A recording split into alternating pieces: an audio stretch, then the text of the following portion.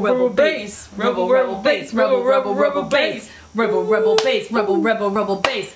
And we're on in 3, 2, 1. Hey! Hi, guys. Hi, everyone. I'm Sarah the Rebel. And I'm OhCatrina. And we are Rebel Bass Podcast. Pow, pow, pow, pow. That's how we roll. Are these distracting? They wiggle a lot. They're cool. That's okay. It's fine. It's better than many things that wiggle, so. It's true, like my boobs. So in case you're unaware, Rebel Bass Podcast is a video game, comics, general geekery podcast with a perspective of two crazy cat ladies just thrown in. We're gonna use the F word. Feminist. I got really excited. I was like, we're gonna fuck, yes. Yes, we do that anyway. That's not even an F word anymore. That's true, but I got really excited. It's not an F word anymore, guys. So our main topic this week is going to be holiday gift giving and cool ideas that we have. But before that, there was a lot of stuff that went down this week. There was. Like, a lot of things. You would say this was the weekend leak. You know,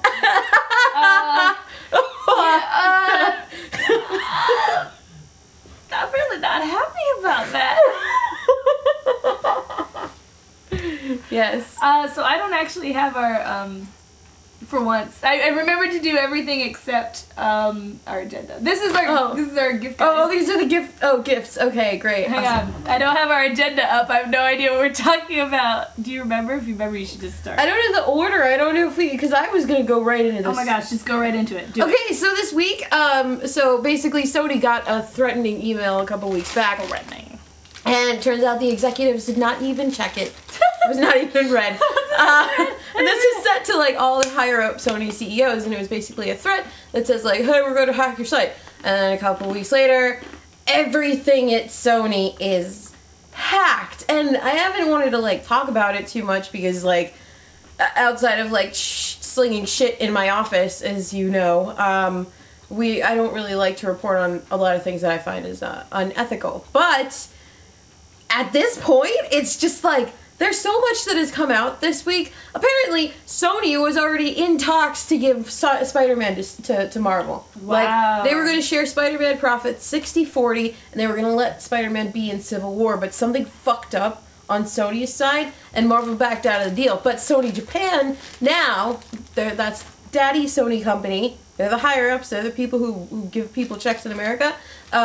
They are saying, fuck no, fuck you. We're going to talk to Marvel. So in January, we have a Spider-Man summit that is apparently going to decide the fate of Spider-Man. On top of that, a lot of emails came out from employees, many of them shitting on Adam Sandler, and just generally like critiquing the way that Sony makes movies. There were some exchanges between Amy, I want to say Schumer, and it's not Schumer. Schumacher? It's not Schumacher. Oh. It's Amy Schumer is a comedian. The CEOs at... People looking at the fact... Hey, guess what, All Games? I didn't want to talk too much about it. It's just like... Because you also, like, when you're hacked, it's just nasty. Everything's nasty. But, sorry, back on track. Amy Pascal is talking to, like, different executives and producers at Sony, and just, like, all of their emails are so mean, and like half of them are like caps lock yelling at each other, and I kind of chalk that up to the fact that like many of them are very old people, and I get caps lock yelled at by a lot of 50-year-olds, and many of them are not yelling at me. They just don't know what's up with the new smartphones. Many 50-year-olds are still connected to the internet and very good at tech, but a chunk of them, especially those of them that are very rich, are not. My favorite thing to look at was the PowerPoints. Oh my god, the PowerPoints made me feel so good. I was talking about those with April. Okay, so if you're in marketing, you have to make a lot of PowerPoint presentations, different decks, things like that. I've had to do that for many different companies, and the thing about these is that they go through several different levels of approval. Like, someone literally said, I want that font in this PowerPoint, and these PowerPoints looked like the worst, like, first PowerPoint project that you ever made, like, on... I don't think a child today like, the is first making PowerPoint iMac. that bad. Yeah, like, I don't think... No. PowerPoints these days, I mean, these kids are, like, putting it together in their sleep. That's what I did. Because I didn't have enough time because I never did homework. But yeah, it's just like Sony's kind of a mess right now. But the upside, outside of North Korea threatening to like start a lot of shit over a movie, is that we're probably gonna get Spider-Man back in Marvel sometime soon. Because after this, it's gonna be really hard for Sony to recuperate, and after a lot of bridges that have been burned by this leak, they're going to need all the help they can get. So hopefully they do that, because I think it would be a really smart idea, and I think having Marvel have a hand over what happens in the Spider-Man universe would be beneficial to Sony, because Sony would make money on Spider-Man standalone movies. So that's what I have to say about that. That was kind of a bigger subject. So there are changes at Nerdy But Flirty. Oh, yeah. Almost as important as Sony getting hacked. The website that I founded in January 2011 with the sole purpose of trying to make a safe and wonderful place for female game journalists and for female consumers to read about things that were interesting to them from a geeky perspective, has finally gotten to the point where I knew it was time that I could no longer grow it any further on my own, because I work at Geek and Sundry, and my role changed there, got very busy, and I have another exciting thing that I can't tell you guys about yet, and maybe can't tell you guys about for like months. Sorry, shouldn't have brought it up. But anyway, so it was time to pass on the reins to the woman who helped me get where I am in NBF, and that is Kelsey. So NBF has a new editor-in-chief. Would love it if you would show the site your continued support, tweet the links to articles, just do anything you can to let other geeky women know that there is a safe place to go and write or to read about geeky things. Yes, very cool stuff. Always visit that. It's really nice. And yay for Kelsey, who is really awesome and nice, and she's always a big supporter of the show as well. Yeah, we're going to have her on the podcast as soon as we can figure out the logistics of Skype. Beaming people in through Skype and still looking this good. Because if you remember the one time we tried. Yeah, that didn't work out too well for us, did it? No, it was bad. It was pretty bad. It was really bad. Pretty terrible. So there was also this thing was pretty dramatic. Wait. Oh my god. Oh no, I created an entire document and I left it at work. Okay, you start. I have a lot of feels on this. Okay, so Sarah has a lot to say about this. I can say most of my feelings in very short words. Let's bullet point this. Tekken released a new design of one of their upcoming characters known as Lucky Chloe, who is essentially a weeaboo's dream girl. Like, she's got blonde hair, she was rumored to be like an idol, she was all cute, and she had big boobs, and she was a fighter, and blah, blah, blah, blah, blah, blah, blah. And she's a kitty. And then a kitty! And so, the reaction to it, as opposed to the usual, like, why are her boobs hanging out, blah, blah, blah, was like a bunch of really angry anime guys that play Tekken that said she was weeaboo trash. And, like, they got her removed, supposedly, from the North... they did, yeah. Harada tweeted. Harada was like, fuck you, then. Fuck you. You don't get her. You suck. And so they got her removed from the North American game. Meanwhile, we're over here, like, hey, maybe that woman shouldn't have been raped in the middle of the game. You stupid feminists! Like, guys... You literally complained about someone being a weeboo, and you got what you wanted? Like, what the fuck? Yeah. I feel completely ripped off. Like, nothing changes for me. So it is, I didn't even think about it from that perspective, Catrina. It is pretty funny that, like, guys can argue about the way a female character looks and get her changed or removed. But if a woman argues about the way a female character acts, we're ruining video games. So it was nice to see men ruin video games. And North America, you don't get to have Kitty Cat Boo Boo, whatever her name is. We will be getting a bald, muscular character instead. That's what Harada was so mad. He was like, America just wants bald and muscular. That's what they want, so that's what they're going to get. Calm down. Don't even worry about it. Now, on the other hand, I do have another perspective. Yes. I was not happy when I saw her character design, but not because she was weeboo trash. I wasn't happy because, so depending on how you count it, there's about 54 characters that have been playable in the history of Tekken. 14 of them have been women. 14 out of 52 have been women. And 5 to 6 of them have been either Hispanic or black. 2 of them being both Hispanic and black. Although I would argue So supposedly Christy is of African descent, even though she's Brazilian. Right. I have a picture of her right there if you want to look at her. I mean, I'm of African descent and I don't look black, so I can't be too hating on her. Mm-hmm. But I would have really liked to see another female of color pop up. Like, they could have had her look exactly the same and just had her been a black girl. And I would have been so happy. Like, I know Japan doesn't think about it because Japan is an island where there is not as much diversity, but they are part of a global business. And I think global businesses in Japan, in anime and in games, need to look at the wider world and look at who plays their games. The people who play the most fighting games are black people. Like, that's just, they buy it the is most, a fact. they spend the most money on it. This is not a made-up thing. You can go look it up. There have been studies done on this, consumer studies done. Black people are playing fighting games. They're buying fighting games. Why aren't they in fighting games? The only, you know, and it is interesting, though, I will say, some of the only black female characters in gaming are in fighting games. But Tekken is the biggest, like, absence, I would say. Like, even Street Fighter has Elena, bless her, African, white-haired heart. Ugh. Anyway, I'm just saying, I would have loved to see, if we were going to make an adorable, crazy-looking girl like this, I would have just liked to see her be a person of color. So that was my, like, oh, I'm so sad they made this. This is just a Lily skin. Like, she could just be Lily. She even her moves look like something Lily would do. I had no idea that while I was going here, fanboys were going here.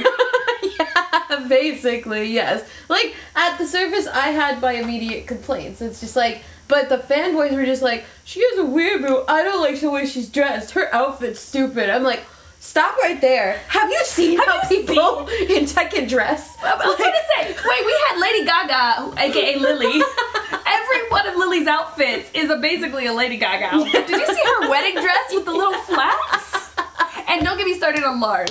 Lars looks like he straight up jumped out of Final Fantasy and landed in Tekken. It's like, I'm related to everyone in here now. No, screw that, dude. Like, that's... And then they get get the bitch banned. Like, I just wanted little changes to characters. I can't get that, but it's just like, no, weeaboo trash. Okay, you stupid fat Americans. Fuck. Apparently I need to be an ignorant fuckface to get things done. Yeah, like, I do love that. You're right. I hadn't even thought about it from that perspective. So it was pretty interesting to see. Tell us, tweet Rebel Base Pod, use the hashtag Rebel Base. Let us know what you thought about Lucky Chloe, But also on that note, there are a few other characters that were announced as well. Claudio. I have an uncle named Claudio. What? He's Italian. What? And there's also going to be a girl who might be Middle Eastern. What's her name? Catalina, I believe, though. Their names don't always match ethnicities, because Brazilian people were mad about Eddie Gordo originally, because they were like, Gordo means fat, and Eddie is not a Brazilian name. What were you doing? Right. And that's so crazy, like, for not necessarily gender diverse, but for a game that is, like, Tekken is very culturally diverse. It is, in comparison to other fighting games. Like, there are a lot of brown people. Except for, like, Street Fighter. Street Fighter is all over the place. It's a worldwide event, and I love it. But, you know, yeah, it's crazy that, like, if you make all these characters for this audience already, you gotta think about it, like. Right. So, if you're gonna be you know, that's something that I have a Japanese writer on staff, and at MBF, which I no longer write for, but she would always be like, oh, well, you know, Japan, like, this is why they're against gay things, is, you know, they're just very traditional, blah, blah, blah, and, like, she would always give excuses for Japan because of Japan's culture, and my response is always, just like America, just like anywhere else, if you're going to be a global company, you have to think globally, and you can't just think, oh, well, my country, I wouldn't do this, or my country, I want to do that. Like, if you want to expand your brand. The culture of rebellion in Japan is so interesting. Like, it's so like, fucking girls didn't want boys to bother, or like old nasty men to bother them or whatever on the trains and shit, so they started wearing Lolita. They're like, men hate this shit. Let's wear the fuck out of it. Yeah. Like, it's always silent, but, like, deliberate, get the fuck out of my face, I don't want to talk to you kind of stuff. So, like, there's, like, a culture of rebellion in Japan that just doesn't work like ours does, where it's just like, we're gonna throw shit and break stuff and yell at each other on the internet. And it doesn't work so much over there. It's different. Yeah. I feel like you took us way off track with that. I'm sorry. You just brought up, like, oh, well, Japan's like this, and I'm like, what? You're like, I need to talk about Lolitas right now. Let me talk. Yes, exactly. What do we have? We were going to talk about PlayStation Experience going on, but neither of us got to go. I could have gone, but then it turned out it was a friend's birthday, and also someone had to come fix my heater. Good news, heater works really well now. Yeah. Friend had a good time at Disneyland, did not get to go to PlayStation Experience. But it was interesting the things that they announced and didn't announce, such as Mortal Kombat, which I thought was really interesting. So we can't really talk about it, but if you want to share what you felt about it or what your highlights were, your favorite moments. I know the biggest disappointment for me out of PlayStation Experience was that the 20-year anniversary PlayStation 4 went on sale with very little fanfare and very little warning, and then the site seemed to crash, and then I was completely unable to buy one. And I was there waiting for hours for them to tweet the link, and then they finally, I go on their website and I try to buy it, and the site was just down, and there was no help. Nobody was tweeting about it. Nobody was trying to figure out, or telling people, oh, hey, they're sold out, or, hey, we're having technical difficulties, go to this other site. It was just a shit show, and I was really disappointed that I didn't get to get that beautiful 20th anniversary PlayStation 4. Yeah, I'm pretty upset about everything regarding that. I'm also just it's the 20th anniversary PlayStation 4. It's designed to look like the original PlayStation 4 in a way, just because it has that same silver. Original PlayStation. Yeah. But, doesn't play any of the games. It still doesn't play any of the games. Wow. Here's something that looks like your first PlayStation. Sure. But it doesn't play the same games. Fuck you, kid. So to console myself, I put the PlayStation anniversary theme on my PlayStation, so when it boots up, it plays the old PlayStation music, which makes me really happy, because then it's like, I'm playing Legend of Dragoon and Spyro again, except You're not allowed to, no. As you say, I'm just not. Wow, way to get me depressed. Take it dark. Always taking it dark. In an interesting bit of tech news, some folks are developing a bionic boob jiggle bra. Oh, I saw. Okay. Look. Let me. Wait. Boob jiggle is it the one that moves to fit when you shake? Right. So the bra measures your amount of jiggle, and it tightens based on that jiggle, so as to prevent your your boobs from getting all out of hand. Sorry guys, my controller's dying. So let's say you're jogging, and you're not quite getting the support you need. It will automatically sense that you are jiggling out of control, and it will tighten you up so that you do not. This is great. Unfortunately, it needs a lot. Always a drawback. It needs a lot of work. This is what it looks like if you haven't seen it. First of all, it's hideous. That's made for running. It's supposed to be hideous. You're not supposed to look good. It looks like a Kevlar like bulletproof vest, except it doesn't protect you from bullets. It just holds your boobs very carefully. And the way the article is written suggests that there are some kinks to work out, which makes me think someone put this on and it went, and they were like, get it off of me! And then, probably had to take it back off. That's the way this article is worded. It's like, it became its own sentient being and ripped for tits off.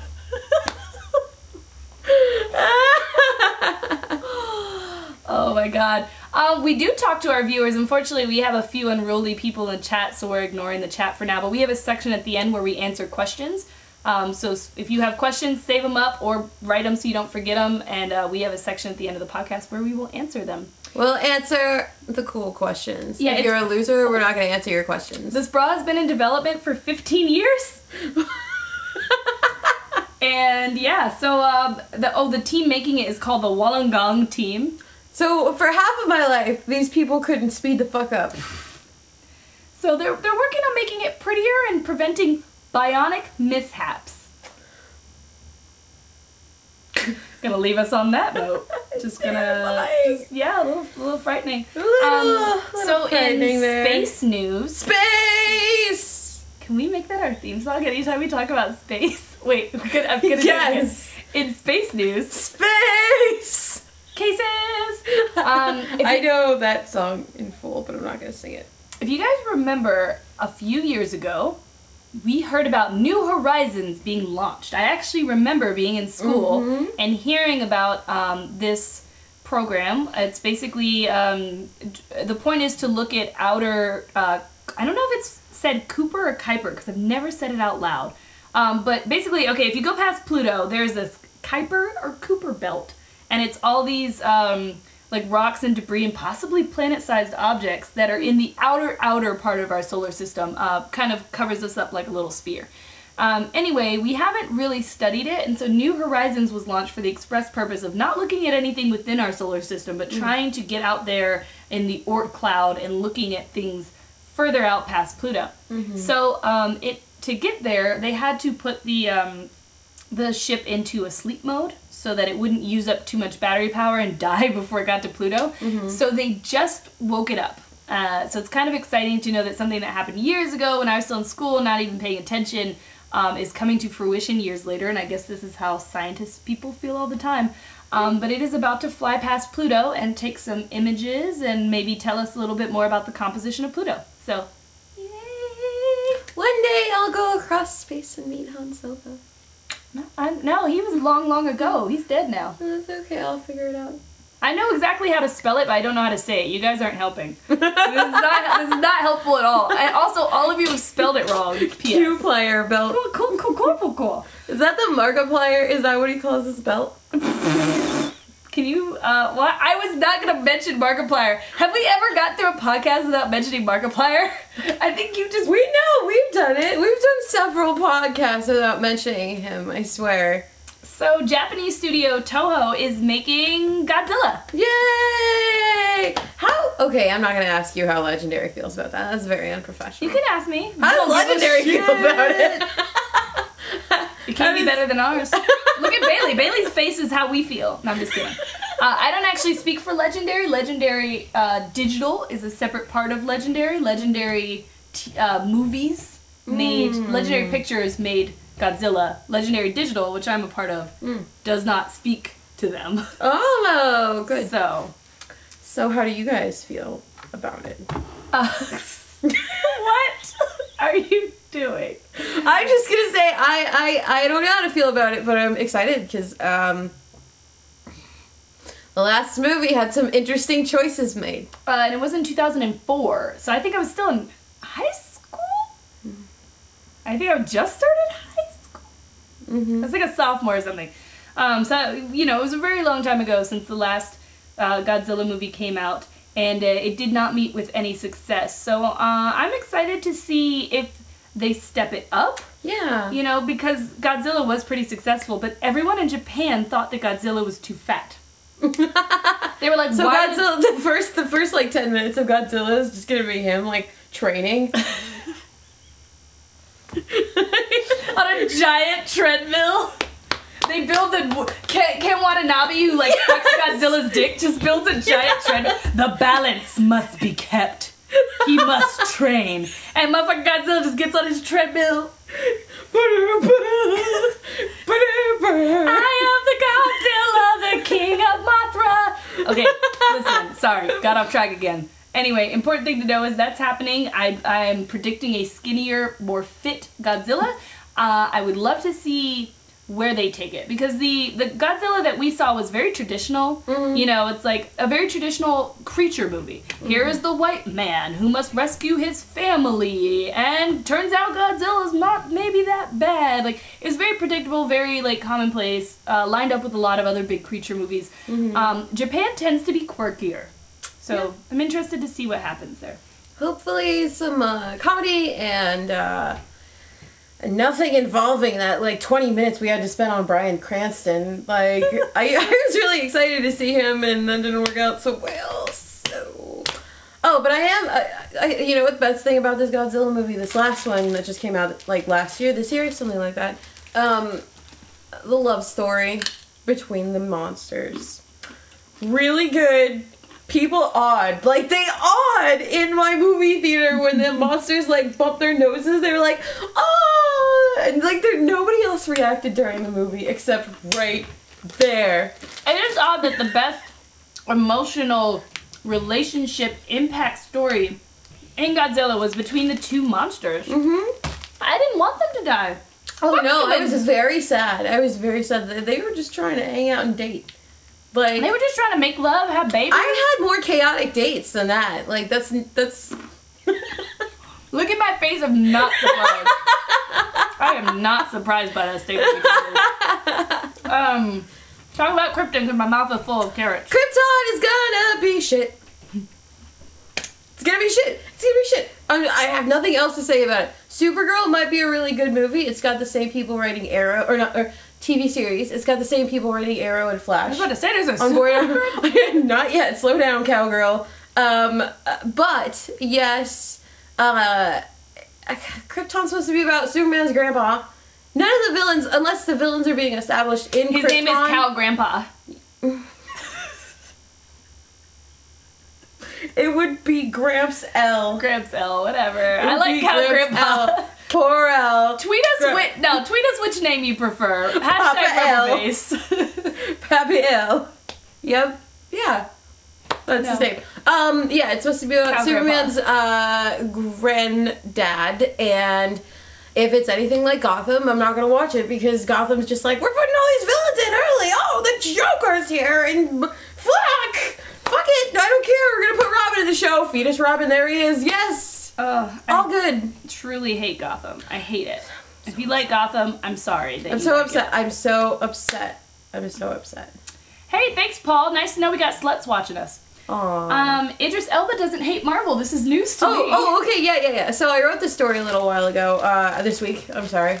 A little while ago, yesterday. Basically, Idris Elba had an interview, recently, where the first interview was a couple months back when he totally let it slip that Heimdall and Loki are going to be in Age of Ultron.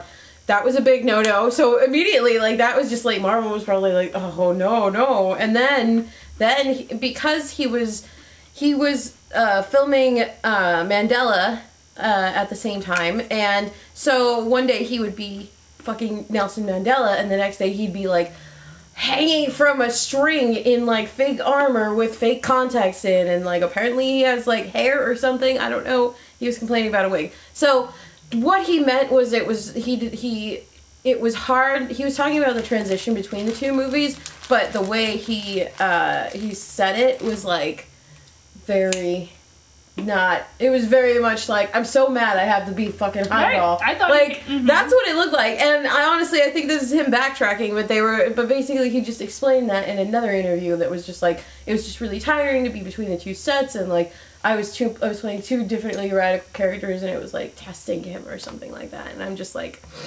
no, this could either be. I think that's a PR ploy. Yeah, this is probably. He probably doesn't feel this way. He's probably sick of Marvel, yeah. But if Idris Elba wants to be Jon Stewart, he really shouldn't behave that way toward a comic movie studio. So he probably backpedaled on everywhere. Yeah. I think he backpedaled to protect himself. I don't think he actually doesn't hate it. I think he hates it. I think he's pretty done with it, honestly. Yeah. And it's just so disappointing that they picked him for such a small role. I know they have to be kicking themselves over picking Idris to be a nobody when they could have had him as Black Panther or any number of superheroes that you could think of. I wouldn't like him for Black Panther because he's a little old to me. Yeah, he is a little too old. But I mean, there were any number of roles that he could have fulfilled if he didn't have to be Heimdall. So I'm pretty sure that everyone regrets that whole situation. But it was back in the early days when we didn't know it was gonna be all cray. So spoiler man stuff in Star Wars forums. What do you better not spoil shit? What do you? I'm not gonna spoil anything. Basically this dude first popped up on 4chan, but I didn't know about him until he started getting cross-posted on Reddit. This guy's been posting spoilers from his draft of the Star Wars script that he had during production. Basically, he's an assistant or something, and he's just leaking spoilers out of vengeance against JJ or something, I don't know. Or against Lucas, not JJ. But basically, so he put out all these plot details, some real, some of them were oh, this is stupid. But what he said, and what could or could not prove him right, is that by Christmas, we're going to either get another trailer, or we're going to get, character photos of the old trio. The Golden Trio. So, look that up. I guess keep an eye out on Christmas, because the last time we had a rumor of a trailer, it was correct. Right. So, and then this guy's already, a month ahead, he was yeah, they're going to put Star Wars with the Age of Ultron, which is pretty much you guess that. Obviously, they were going to put Star Wars in front of Age of Ultron. But, I don't know. I mean, it's really cool to look forward to, and it would be a nice Christmas gift to see, like, all the old characters. And one more thing on Star Wars. Did you see the SNL skit from the Force Awakens trailer? Yeah. Okay. I don't watch SNL. I don't watch SNL either, but the clip is online, and it's actually one of the funniest things I've seen come out of SNL in a while. But it's if you've read any of the rumors or like you've been following my stories or anything, if you watch the SNL skit, it's like they got the fucking like concept art for Han Solo in this movie that leaked ages ago when they found it, and like, oh, this is accurate to what we know about it, and so it's just like it's really funny. And there is and you gotta watch that Lando movie I sent you. Oh, I watched it already. What did you think? We're gonna talk. We're gonna add it to the end of whatever our news is. I thought it was really well made for something that was made by like. Why are you talking about? I just told you we're gonna. Oh, I'm sorry. Just kidding. We're gonna do it What the hell? I'm sorry. We had a question that I actually do want to answer. Oh. The new lightsaber. Swords have cross guards. Mm-hmm. I do not care if you want to make a lightsaber that has a cross guard. Go ahead. I like honestly crazy lightsabers from the Sith are the norm. Like the crazier they are. Remember, they were the ones who first were like, we got 2 now. What you? Woo! Fucking Grievous has like 7 of them, and then like fucking. So if you watch Star Wars Rebels, the Inquisitor there has this. He has like the saber's hilt is like in between this circle, and it's 2 sabers on either side, and then it spins like a fucking helicopter. And that's how he fucking attacks you. Yeah. So I don't have a problem with silly looking lightsabers. It's a silly looking thing. I mean, I got a lightsaber over there. It doesn't light because we have invented that technology. But who cares? It's light that cuts things. Go crazy. Yeah, seriously, it's fiction, guys. Like, I think it looks stupid. So what? Like, at the end of the day, it's still fiction. There's a lot of things I think look stupid. I can't change them. I don't care either. It doesn't bother me at all. Spoiler man stuff. Suicide Squad casting. Yes. Will Smith and Jared Leto joining the DC universe. What are your thoughts? I don't want Joker in this movie. Suicide Squad was supposed to be Harley Quinn getting the fuck away from Joker. Like, that was the whole point of her joining Suicide Squad, was she's getting away from Joker. So, maybe there will be, like, an origin story, maybe, like, what I'm hoping is that they'll do, like, a little back end with Leto as the Joker, but they won't give him, like, a main role, and they're gonna wait and have him introduced now, and then come in Justice League or Batman or something. Like, give people a taste of what Jared Leto's Joker is gonna be like, and then get the fuck out of here. Right. You know, like... So, Jared Leto right off the bat, Will Smith as Deadshot, I'll give it a chance. The only thing that really upsets me about this is that now Will and Jada both work for DC, and Jaden is rumored for Static Shock, and I will not accept that. If Jaden gets cast as Static Shock, I will quit the world. I will quit. I will just fucking quit. He gets everything because of them. He goes, he put the fucking Jay-Z's party as a toddler. Like, Jaden gets everything because of Will and Jada. Primarily Will. But, like, everything is given to him. And if Static Shock is given to Jaden Smith, Static Shock, who is lively, who is basically, like, the Spider-Man of Marvel. Like, that's how I've always viewed Static. If they give him fucking, like, coked out Jaden Smith...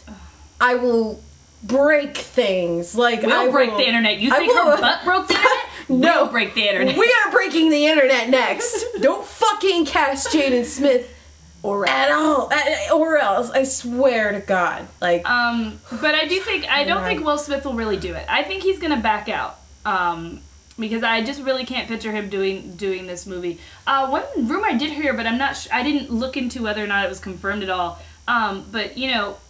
Cap One, another friend of ours who streams, often brings up the fact that Amanda Waller has been changed in recent comics to be younger and skinny. So I was very afraid that, in this movie she's going to be recast as younger, skinnier, sexier. But the rumors I saw said they were looking into people like, oh my gosh, what is her name from How to Get Away with Murder? Why did her name just go away? Viola Davis. Okay, Viola Davis, Octavia Spencer, Oprah. And Oprah. Yeah, so you heard this too? Yeah, they're all. Well, this is the thing is that the writer of Suicide Squad said that they were looking for girls like that or for women like that. So if we're talking about all those people, I'm throwing out Retta from Parks and Rec. She's easily the most. she's like the person I want to hang out with the most on the show, but also the most terrifying. Yeah. So, I mean, just in general, I'm already excited and happy to hear that because that was my biggest concern when I heard about Suicide Squad. I'm like, they're not going to cast a black woman who's middle-aged and a little overweight in this role. Like, I can't see Hollywood doing it. And it looks like I'm wrong. They're going to do it. So, Queen Latifah was another really excited. role that I'm not really in. Wait. She's more comedy. Yeah, she was in Chicago. That's right. I thought I confused her for someone else, but yeah, he threw her out for that. I think that's one of his picks, and he's just like, I saw her in Chicago, and it really shows that she could be in this role. And she blah, still blah, blah. didn't even seem mean in Chicago. No, she wasn't mean enough at all. She was like, I would want to hang out with her. Right. But so Suicide Squad. Margot Robbie is Harley. I don't care. And it's kind of like, and then on the same day, Marvel's just like, oh yeah. Guess what? What? We have the skinniest, tallest white guy in the world playing Doctor Strange now. Like, I'm not mad that it's a white guy because Doctor Strange is white. Is whatever. Although but I'm mad. Really good. Yeah, he would have been really good and much sexier. But I'm so tired of Benedict Cumberbatch's face. Like, I'm sure that whatever. I don't hate people who like him. I just don't think he's a good person. And I'm sick of seeing his face everywhere I go. I'm so... Stop. I just don't see him as strange, personally. He's not... He's strange, but he's not... Strange. He's not Stephen Strange. So, rumors have it that Avengers... Well, it's confirmed that Avengers reshoots are going up. And they're probably going to have Cumberbatch as Strange in either the smallest cameo, as in he's working as a physician... like, in the background, and it's like, oh, who's that? Oh, my fuck, it's Ben. Oh, my fuck. Now he's gone. And, like, yeah, so there's that. And and then the other rumor is that it's going to be post-credit scene. But I hope it's just, like, that quick Easter egg where it's just, like, if you don't see it, like, if you don't hear, like, Doctor Strange, come here, or, like, right. Come here, blah, blah, blah. Well, like how sneaky it was in Winter Soldier, where it was just the name file. But I think all of us fans knew when they started showing people's names. Like, all of us were looking through the names real quick while we were in the movie theater. Looking for Easter eggs. But yeah, I'm not super happy with that casting. Oh, so we are going to talk about the clip you sent me. Which one? With Lando Calrissian. Oh, it's a 15-minute movie. And, it's interesting. So what's it called? Black Star Warrior? Yeah, it's called, they created a theme song and everything all about Lando Calrissian. So, essentially, Catrina sent me a link to a video today that is a blaxploitation version of Star Wars, essentially. A group of people got together, raised some money, and made it. It looks great. It looks, honestly, the only gripe I had about the movie overall is, like, some of the editing is faulty, whatever. And then it needs more music in the background. That's it. So do yourself a favor and look it up and watch it. It's called Black Star Warrior. The full movie is like 15 minutes long, and I'm like 4 years behind on it. Or 3 years. That thing came out in like 2011, like 2011 it came out, and I love it. I love it. I hope they make another one. I'm just like, holy fuck, it's so good. And yeah, so. Yeah, it's you got really a lot good. You got a lot of fine women here. Why don't you give me that one? It's like, how about I take that one off your hands? And the 501st helped them out, of course. And the fact that he had to do everything for Han. Do I have to do everything around here? He literally does. Okay, look, Lando cares about Han, but when Han walks into a room, Lando's just like, I gotta hide my wallet. Oh shit, I've gotta hide this.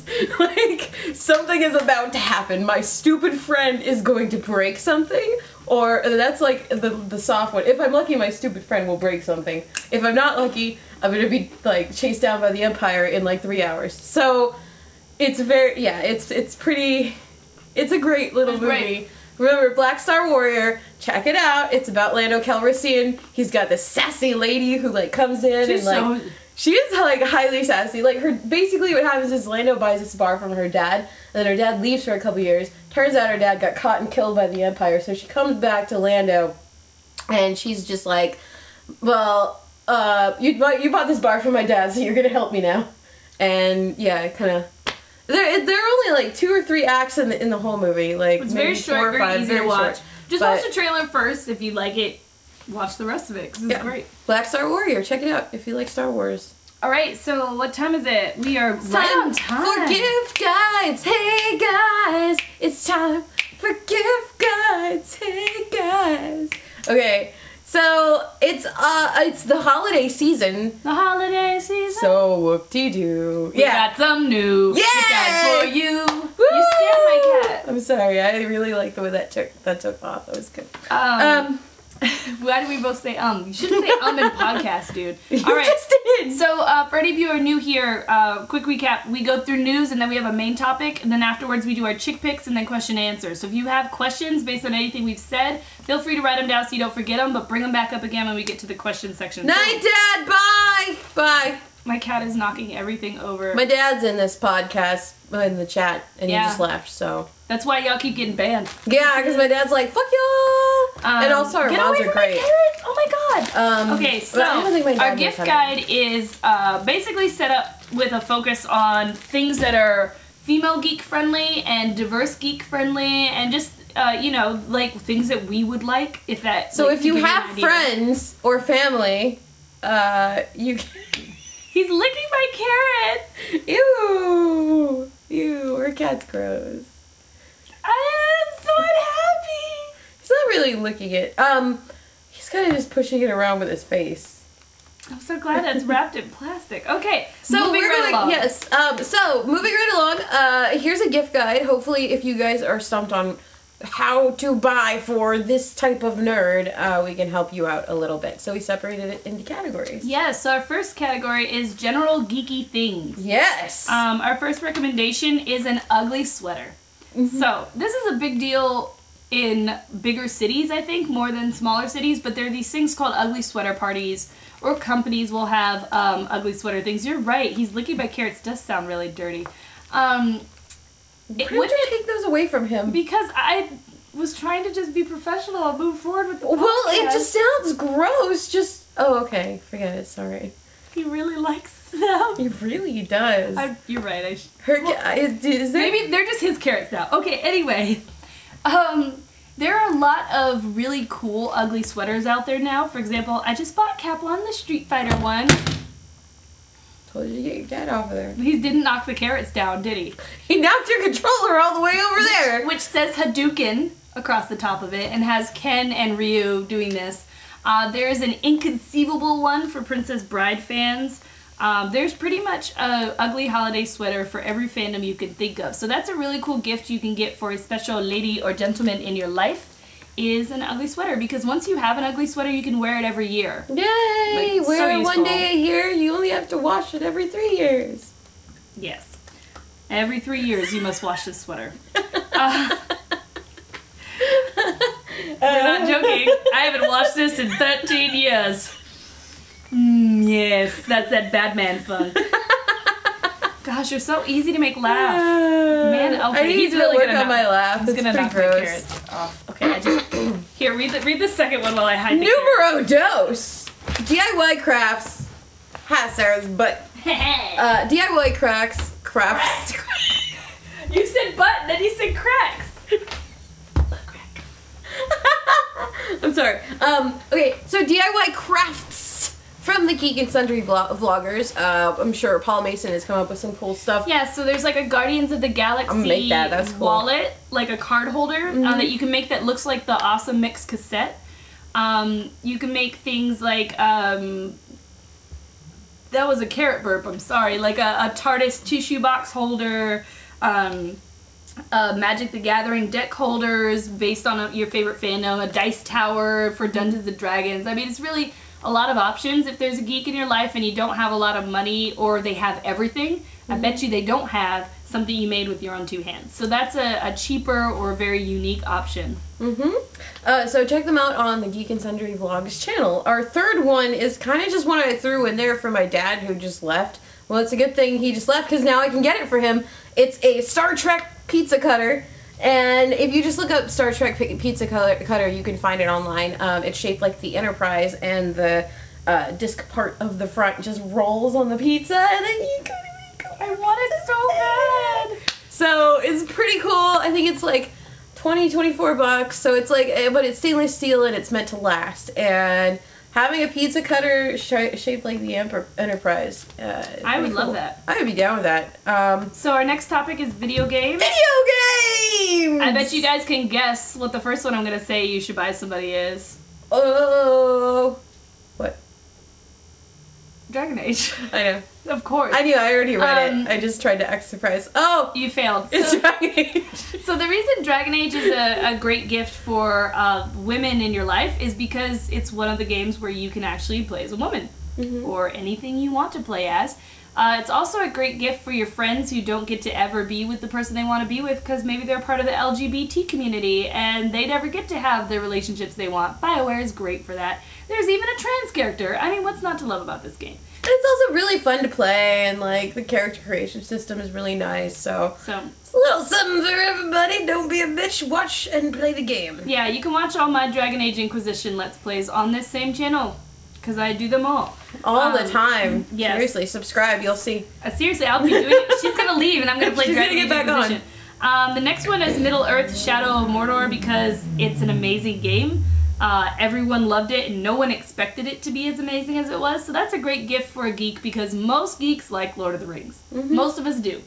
And at the very least, we like action games, fantasy games. It's a very good blend of... It's not as much of an RPG, of course, as Dragon Age. So if you have a friend, they're like, oh, they like fantasy stuff, but they don't really like RPGs. They like action games. Middle Earth: Shadow of Mordor is a great option for them. And then our last pick for video games is to support indie game developers. Yay! Especially, what's been going on this year, bless our hearts. It's a great time to show... Ours, not theirs.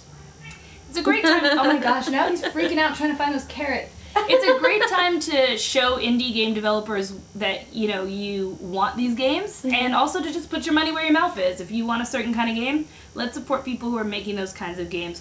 So some of our favorites were Chariot, which Catrina and I played and yelled at each other and almost ruined our friendship. Yeah, it's like the monopoly of indie games right now, actually, because you've got to work together, and if you have a different idea from your partner, you could fight, as we did all the time. We did. Yeah. Are we partners? I don't know. We're partners in a game. I mean, we're not...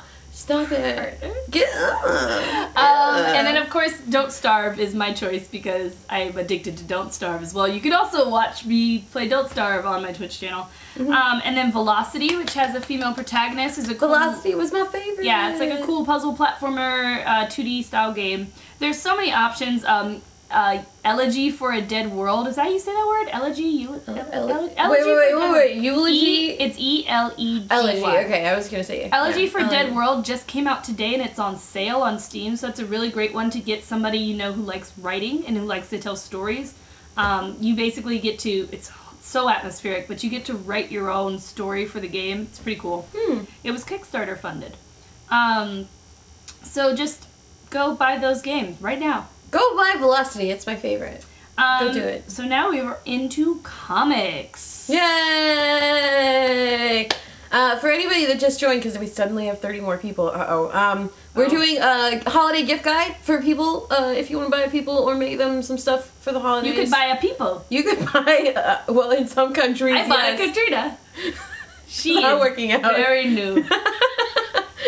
Three goats. Three goats. We get into dangerous territory, but we're doing gift guides, and then at the end of the podcast, you can ask us questions, and we'll answer them. Yeah, because I see somebody saying I'm ignoring. I'm not ignoring any of y'all. We're just trying to get through the podcast. Yeah. At the end, we'll take all your questions. Yeah, dude. Way to be aggressive. So there are a bunch of graphic novels out in Comics World. I'll let Catrina talk about them. Yes! Wonderful year for graphic novels. If you are looking to get someone into comics, like right now, because of all the reboots and all the new storylines going on in the big two and also all over the indie comic world.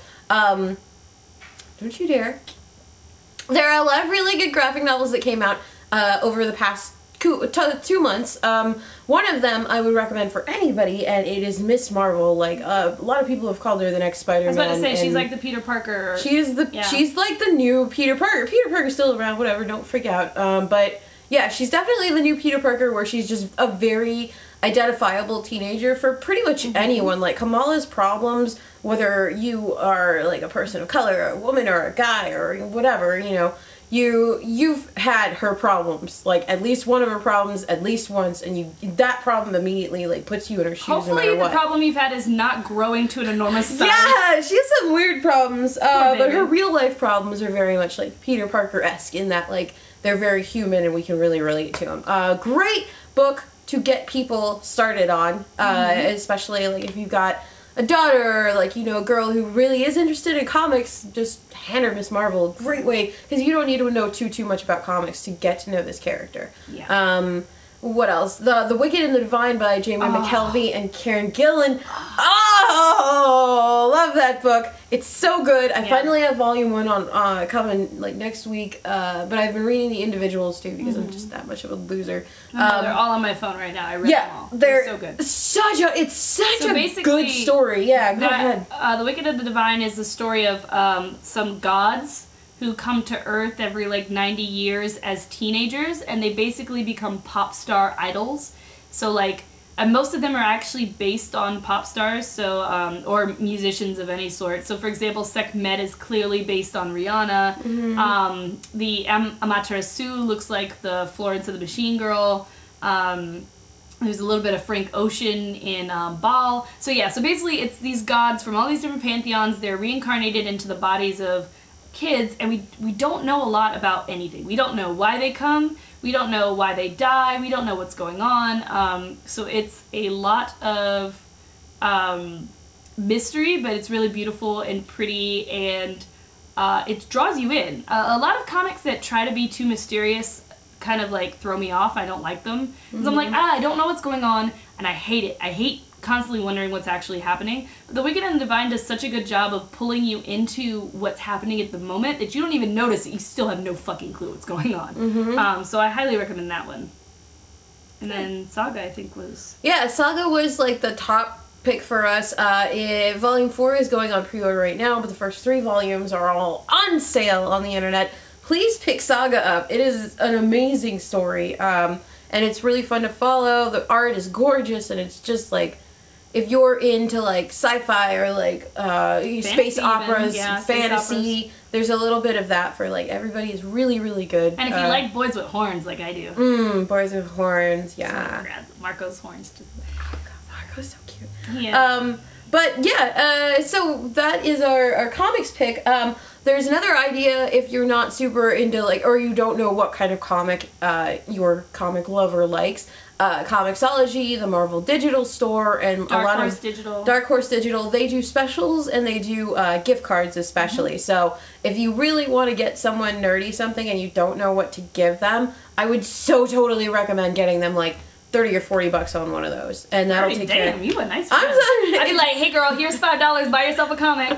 Here's a comic and a half. There you go. Yeah, you know. Another give your friend like $10 on Comixology. Another thing, if any of you don't know about comics but have a friend who likes comics and need to get something for them, Amy Dallin has a really great gift guide for comics. It doesn't just cover comics. It's like comics, figurines, stuff for your house, shirts, anything. It's very comprehensive. So check that out. Her name's Amy Dallin. Check her out. Amy's the best. So nerd things. Now we differentiate between geek things and nerd things. Nerds more focused on math, science, history, those sorts of things.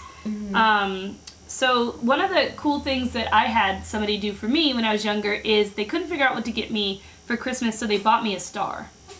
And so there's a star in Capricorn constellation that's named Sarah Rodriguez. It's total bullshit. It's just recognized in like the Library of Congress or whatever. It's probably not real, but it's pretty cool to have a certificate that says there's a star named after you. So definitely consider that for the nerd who you have no idea what to get. Yeah, really good stuff.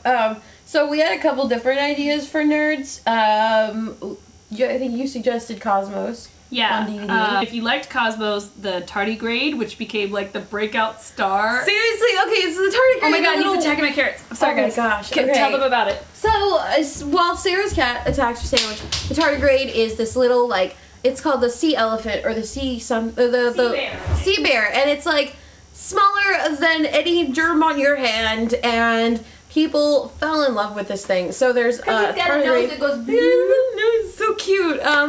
So people have fallen in love with this small organism, and so they made lockets on Etsy. So if you look for tardigrade locket, you can go ahead and get that. But my suggestion for a nerd gift would be to buy an annual pass or a membership to like their favorite museum. Like that, you have no idea what that means. That means that they get to go there every single day if they want to. It's like getting someone a Disney annual pass. Like it's a really good idea. If somebody did that for me, I would wife him up or husband him up, whatever. It doesn't work as well when you say husband them. I'm just saying, if somebody wants to buy me a membership to any of these museums, I would put a ring on it. You would be my boo.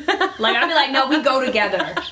We go together. We are now a thing. So that was some nerdy things, and now we're gonna move into tech. And I'm gonna let you cover that. So, tech presents for the super techie person who usually wants really expensive shit that you can't necessarily afford. There is a DIY cardboard smartphone projector. It comes out, it's from the, notonthehighstreet.com. They're like this big tech company that like does a bunch of little, my words broke. I'm sorry. Please go. So they do a lot of really cool tech creations, and basically it's this cardboard box that you get to assemble around your smartphone, and it projects your videos, like what you're playing on your smartphone, onto the wall. So if you've always wanted a wall projector to like watch stuff with, voila fucking la. Oh, I think actually you can do that yourself as well. Yeah, you can do it yourself. Me and Omar have a tutorial on that, actually. So you can either buy it if you're lazy, or you can make it on your own and look up Two Broke Geeks because they have a tutorial on it. That is good. I'm going to make my own. Fuck that. Glad I could help. What else? The eye stabilizer dolly is also something that goes with your smartphone, and if you're a big YouTuber or you want to like do more special effects or different camera effects on YouTube with your videos, it's a rolling dolly for your iPhone or your Android or whatever you've got. And it makes filming in motion really easy. So like I think that like if you have like a skater in your family, like the little skater kids that like to record themselves, I don't know, they like to do that. So you get them this fucking dolly, it follows them down the street while they do all of their tricks, and they have these epic videos, and the dolly is like... And then they give you that YouTube money. YouTube money. That's right. They give you that whole $6 they're gonna get off that video. Doesn't matter. Then that's not a good video. That's like a couple thousand. Practicality. Yeah, okay, so 100,000 views, you get like $6 back. It'll be great. YouTubers are millionaires, don't you know? Millionaires. But, yeah, so... And then the other thing for tech lovers, just get them things that we all need. Cases, phone chargers. If you have someone who goes to conventions a lot, a portable phone charger is kind of the best thing you could ever get somebody. They're little, but they're great. You know what else tech people like? Things to organize their gadgets. Oh, yeah. Like, you know, if you could see, I'm so glad you can't. You can already tell my room is messy. But if you could see the wires for my PS3 and my Xbox and my PS4 and whatever the fuck that is, and my Vita charger and my, like, my now shield. You pointed it out, huh? Right. Like, it would be great. I've seen them before where people, like, have things that can organize wires, or, like, having places where you can store your different gadgets without just, like, oh, I think I saw my iPad there. It's here, actually. So that's something really cool that you can get tech people that they will actually appreciate and use. Yay! All right. Things for the children. The childrens. The children. The younglings. The younglings. The younglings. The younglings. We have to get the younglings Christmas. Oh my god. I read a profile on Luke Skywalker, and then just like I was reading about how Obi-Wan was like, oh, your father was so strong, he was a great pilot, blah blah blah, and I was just like, coincidentally, he didn't involve that time when he killed all those Jedi younglings, but you know, he's also kind of a murderer. Kind of a mass murderer. So kids. Next is for kids. If you got a little kid in your life that you want to turn into a nerd. My first suggestion is specifically for young girls.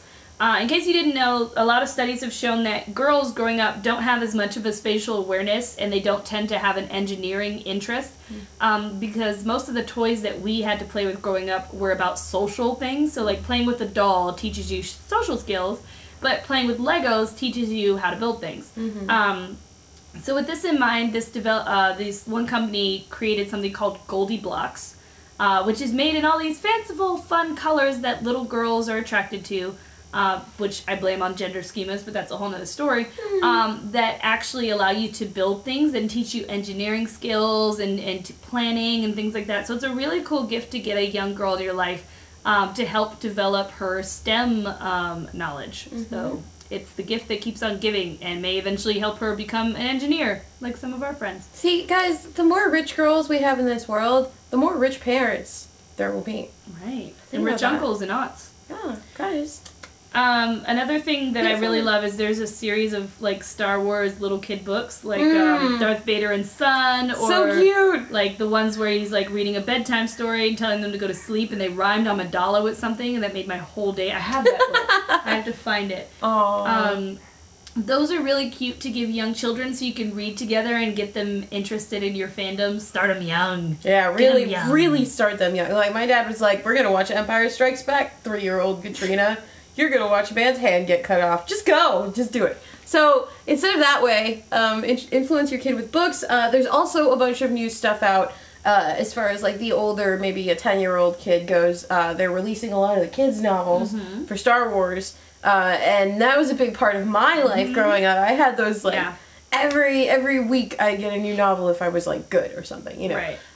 So. And I loved learning about Han Solo's children, and like those were specifically for preteens and teens, so they're great books for kids. Yeah, and so now they've kind of like pulled it down even farther to like a 10-year-old would read this and understand the concept and stuff. And the first one is out, and it's all about Zara Leonis, who is a young black stormtrooper, and he is, he basically joins the Imperial Academy because his sister joined because she had, like, epic skills, so they were, like, totally going to be in the Empire because we need you. And then his sister disappears, so he joins the Academy to look for what happens to her, and that's what the story is about. So, pow, pow. R2 Youth Tunic. Yes. So basically, her universe is a great place to go for things for kids, especially if you like Star Wars. They have a lot of clothes that you couldn't get anywhere else for little boys and little girls. And one of them is this R2 Youth Tunic, so Google that shit. It's a little R2-D2, like, it's actually kind of, it's a hoodie, and it's just an R2-D2 hoodie, but it's really cute. And it's good for boys and girls. And there's a Princess Leia one. Yeah, the Leia hoodie is really cool because it has the buns on the hood. Yeah, it's so cute. So you pull it up and you're like, I got buns now. So if you have a kid who like doesn't want to be Princess Leia, then you have R2 as well. And I think they're going to develop some more as time goes on. What is next? Board games. So if you have a board gamer in your life or you want to get somebody into board gaming. Now, these are our personal recommendations. Felicia Day actually just released a video with tips for, like, newbie gamers, what games to play. So you may want to check that out. And Will and the Tabletop Twitter accounts tweet about games all the time. Tabletop is a good place to see. People have different tastes, just like with video games. They're going to like different tabletop games. But the ones we recommend are Forbidden Desert, because it is a cooperative game that also has a level of difficulty that scales up and down. So it has a lot of replay value. It's working together against the game, so it's not too complicated. It's not too hard to understand. Do not use the tabletop episode to teach you how to play. They played it wrong. They played it so wrong. It's not how you play it. Anyway. But just read the instructions, which they obviously didn't do. Cards Against Humanity is a great game to get anyone who doesn't have it because it's a great party game. It's simple. The rules are like almost non-existent. And it's topical. This is a good thing to get people that maybe think they're too cool for board games. Yeah. And then they'll be stuck. Any hipster, honestly. They'll just go off into a corner and not talk to you. Yep. It's nice. I love when people don't talk to me.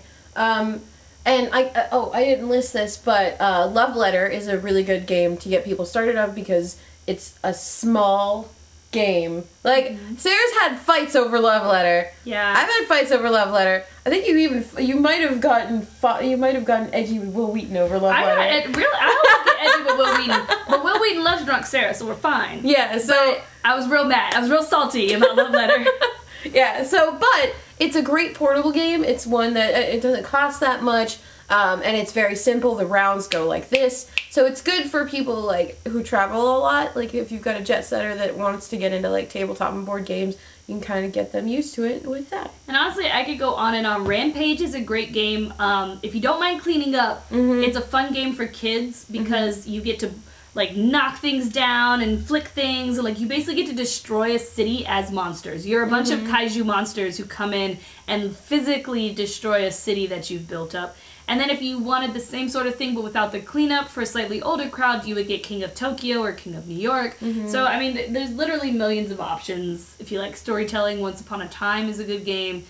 So feel free to tweet us if you want more suggestions for what to give a board game lover. We'll have them. Kaylee also wrote a great article that broke down, like, okay, if they like this sort of thing, get them this sort of game on Nerdy But Flirty. Very cool. Books! Books! Yes. Oh, look, Kaylee just said what I just said. Yay! So, of course, my first book I'm going to recommend is for older audience. And especially for people who are tired of fantasy novels only having white male heroes. I would recommend checking out Malazan Book of the Fallen. It's got a lot of strong female characters. It's got a lot of diversity. The vast majority of characters would be considered black if they were here. So it's really fun. It takes some of the conventions of Tolkien-esque fantasy and turns it on its head. Everyone who I've introduced the first book to has said thank you and that they love it. The first book is called Gardens of the Moon. So I recommend this book as a gift for someone who reads fantasy novels. Very cool. Ready Player One, which has been narrated in audiobook form by Will Wheaton, is now going to be turned into a movie. Yeah. What's it about? I don't know. Dystopian future where we live in video games and you just like plug in and you're in the video game world and shit, but shit ain't right because shit ain't never right. I haven't read it. I'm actually recommending it because so many other geeks have like told me they love it and they really recommend it. So I hope it's better than all the anime that is about that scenario. Right. No, I imagine like 6 shows like that. Yeah. And I'm also recommending it because it's very. I only like fantasy books. So I can't just recommend books that I like to you, or you'd be like, wow, there's a lot of swords in my library now. So I've heard a lot of great things about Ready Player One. The audiobook is narrated by Will Wheaton, like we said. So you should check it out. And my recognitions, I don't know. My recommendations are the Thrawn trilogy, which is like the quintessential starter for the extended universe. And why didn't we disable it? I don't know. I forgot to disable it. So it's the trilogy, the first big trilogy for the extended universe. So if you and the extended universe is no longer canon, but if you don't have a lot of stuff to do and you have a lot of time before the next movie, which you do, you have a year or so, check out this novel. I think the trilogy is a really great way to see how the characters like move on after the Empire, and even though it's not canon, it's just really entertaining. Like, it's really nice. The way Timothy Zahn writes these characters is just like, this is exactly what I saw in the movie. Like, this is the person I saw, and they're just still growing, you know? So, yeah, check out the Thrawn trilogy. Last recommendation is Alice. Yay, by Kiri Callaghan. Kiri Callaghan, smartest girl I know. She's a really, really incredible writer, and I managed to get my hands on the book like a while ago. I really liked it. It's again like if you're into fantasy and like really interested, like it's not high fantasy. It's low fantasy. Yeah. Because she starts off in the real world, and through certain things you don't even know if certain things are real or not. So it's just pretty great. It's really cool. It's very trippy. I like it a lot. Yeah, I have a signed copy. I could just go on and on about books too, because Self-Inflicted Wounds by Aisha Tyler was like the life-changing book of my year. It's a really, really great story. It's just her autobiography, but I really love. Did you ever read it? Do you need to borrow it?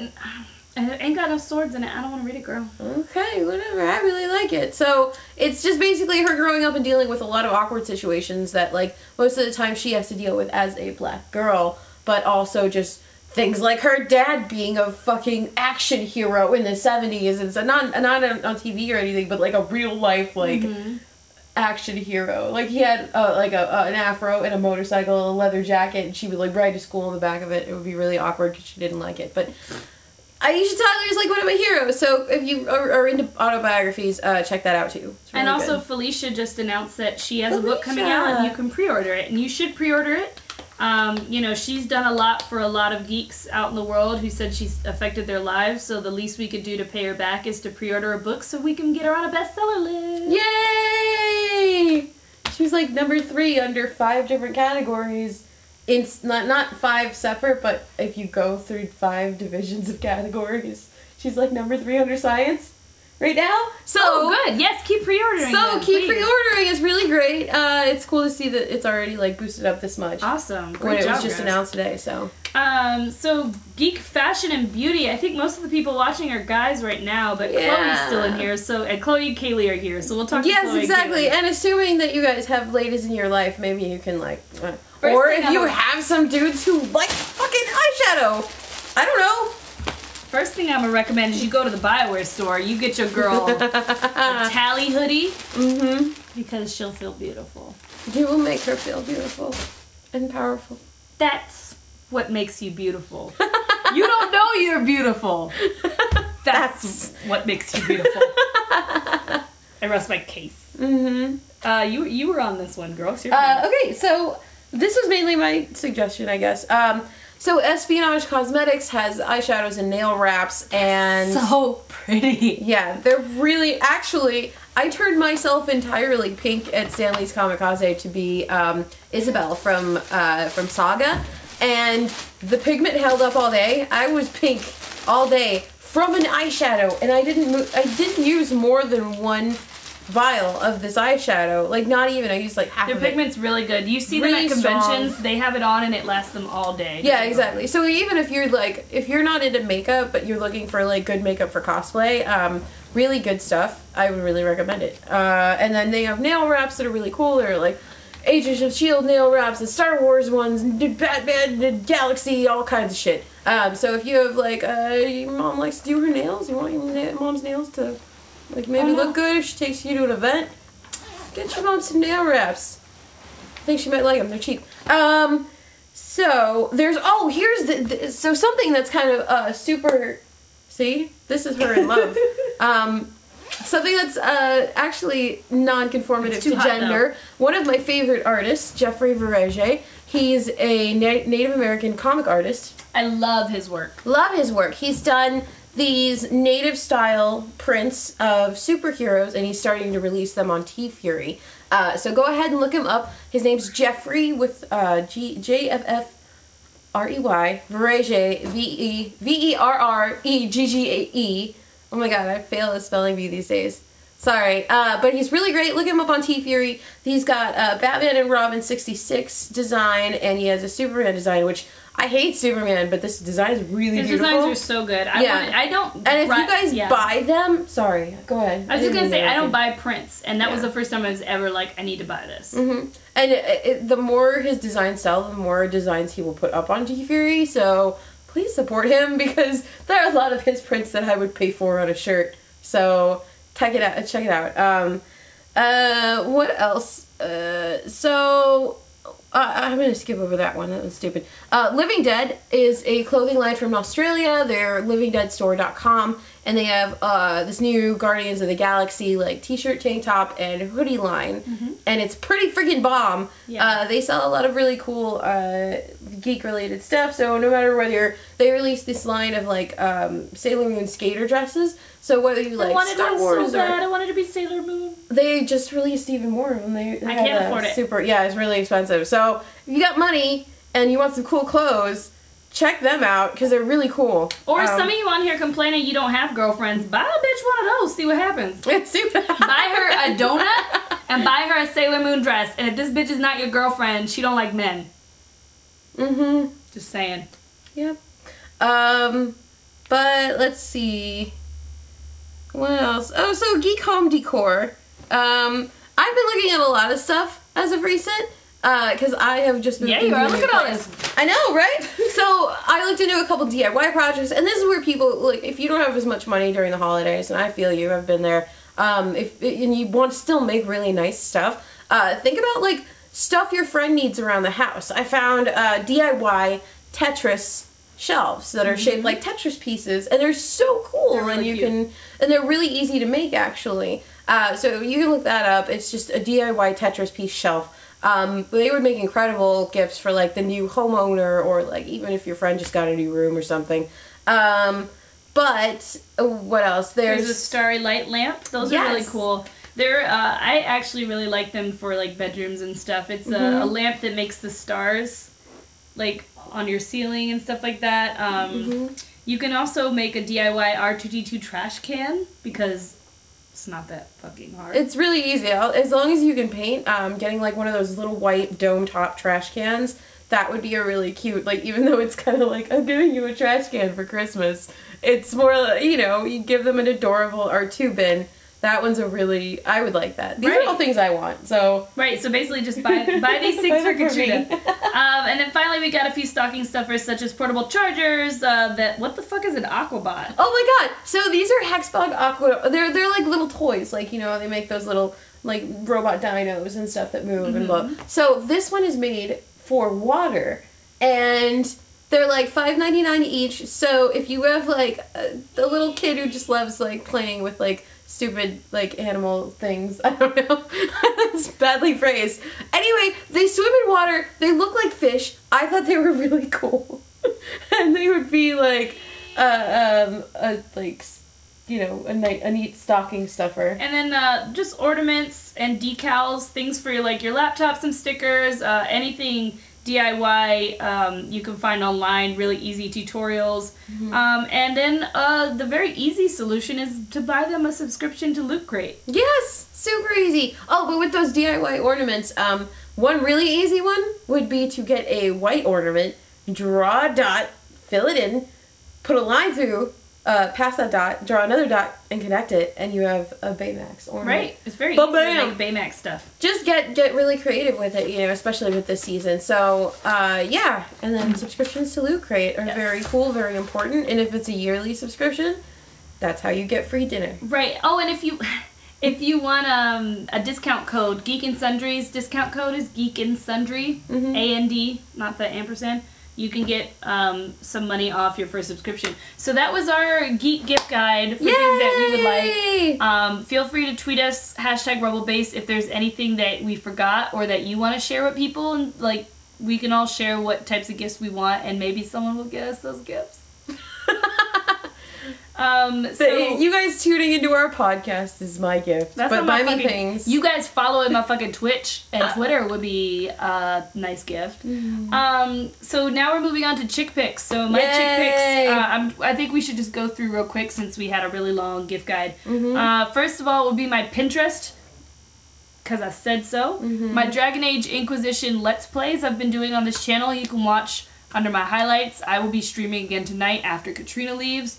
I stream all the time for Dragon Age right now. And then please go check out Nerdy But Flirty since we have a new editor-in-chief over there and I have handed over the reins. I want you to go...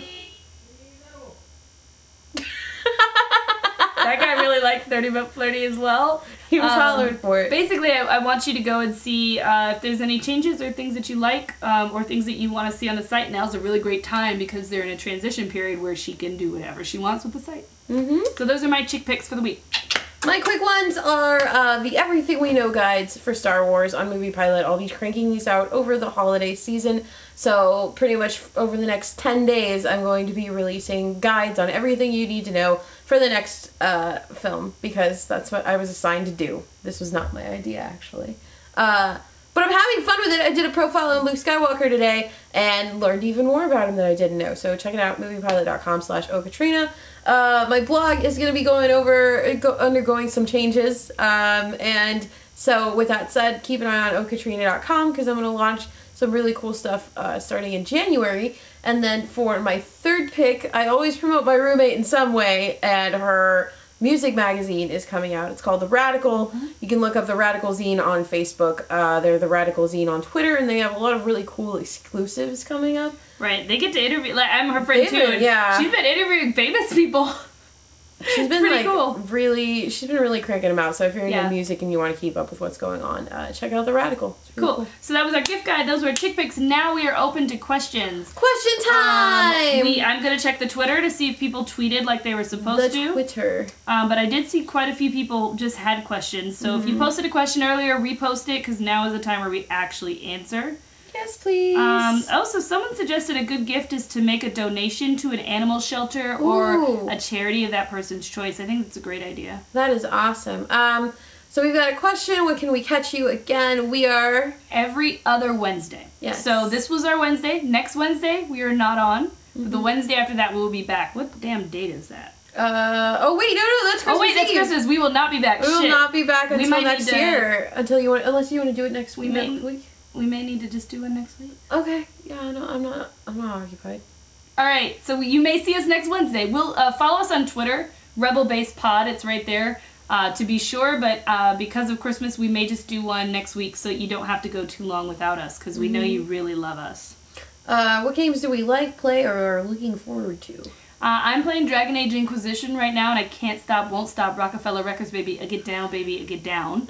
And then after that, I will be playing Journey because I've had it for like a year or two, and I've never played it, and that's it's naughty. Supposed to be really good. Yeah, I'm finally gonna get on that.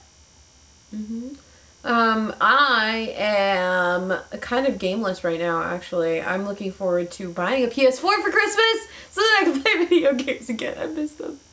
You can just come over here and we can play more Chariot. Oh, yeah, but we're not going to have a podcast. Okay, yeah, Guacamelee. Guacamelee is pretty fun. Guacamelee is pretty fun. So... Oh, we would definitely stream if we played Chariot again. That shit's too funny not to stream. How did Darth Vader know what he got for Christmas? He has the Force, dude! He could feel it, like when someone is coming up to him with a present. Search your feelings, you know this present to be true. Search your feelings, you've seen my wish list. Yeah, so he knows shit, like, he knows things. I was told we can get pizza. Oh yeah, someone's like, once your stream reaches 1,500 followers, you can find out for food delivery. Call this pizza place and tell them that's no moon. And Kaylee asked what our favorite nail wraps were from Espionage. Oh, that's so hard to choose. I really liked my Wolverine nail wraps because they weren't super obvious that they were Wolverine, and so only real nerds, I don't want to say real nerds, but only like people who were looking for it were like, oh shit, are those sparkly Wolverine nails? And then I love the tentacle ones because they're tentacles. I just like all the Star Wars line because I am a predictable, horrible monster. You are predictable. I didn't see the Hobbit movie yet. We haven't seen the newest Hobbit movie. I've seen the other two Hobbit movies that just came out. I think that they were overdone. I think that they milked it for money and that it should have been at most 2 movies. I mean, it's so slow paced. The pacing is horrible. The characters look great. The settings look great. I'm happy to be back in the world of The Lord of the Rings, but I'm very disappointed in the Hobbit movies overall. But I am going to watch the newest Hobbit coming out on like the 17th because I can't stop now and I want to see that love triangle burst into flames and die. Yay, death. I love death. Yay. Anyway, I think that's enough cast tonight. Yeah, because y'all asked some crazy questions. You guys are getting crazy. Hang on, let me just double check if we don't have any more Twitter ones. Oh, poor Blair says Twitch is being mean to him and he cannot participate. Oh, makes me very Blair, sad. shout out to you. So yeah. Cool. All right, and yeah, I agree with you, Tran. Well, of course I agree with you. You're agreeing with me. So anyway, I've been Sarah the Rebel. And I've been OhCatrina. And we will be back either next Wednesday or a Wednesday after. Follow Rebel Base Pod on Twitter for the updates. We'll see you then. Bye bye bye bye bye bye bye bye.